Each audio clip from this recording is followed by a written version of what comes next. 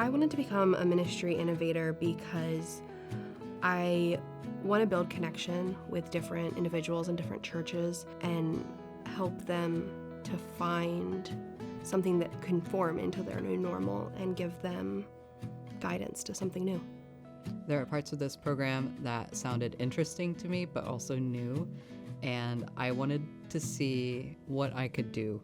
I wanted to know in what ways my gifts could be applicable, and I wanted to see what challenges I could arise to that I was nervous to try out on my own. So we are here at Bon Secours, which is a retreat center in Maryland, and we have gathered our MIs together for a weekend of really community building, but also preparing them to be able to coach congregations who are going to be a part of our Engaging Young Adults program into the next semester. Every bit of this, experience, every bit of this retreat, it has exposed me to a bigger part of ministry that I'm learning to still embrace. It has opened me up to the various facets of ministry that our world, and young adults particularly, are yet to actually experience. So I'm excited. I'm excited to hang out with fellow interns once again.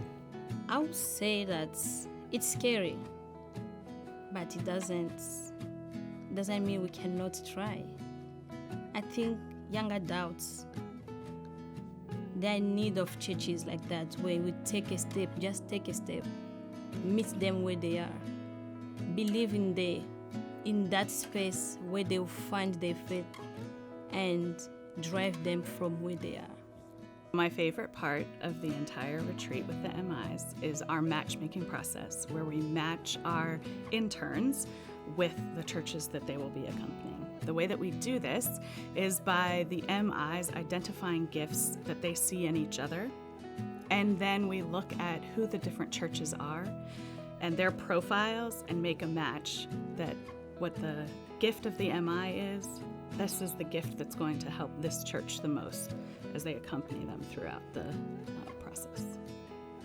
I feel like the experience that I had yesterday was something that I cannot explain, in the sense that it was like a game, like trying to match churches and hearing from my peers like our gift.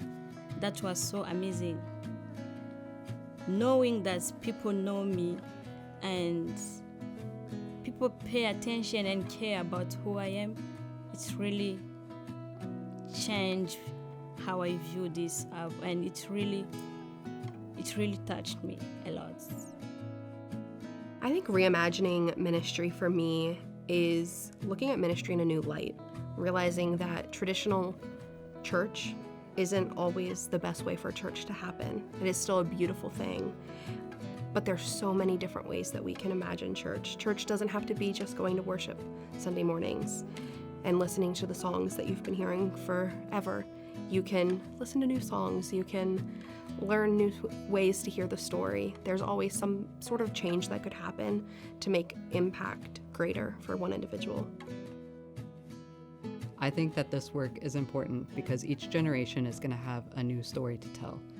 And when we start asking questions and stop making assumptions about each generation and each group of people that we meet, we're able to hear that individual story and understand the value of that story in the larger narrative.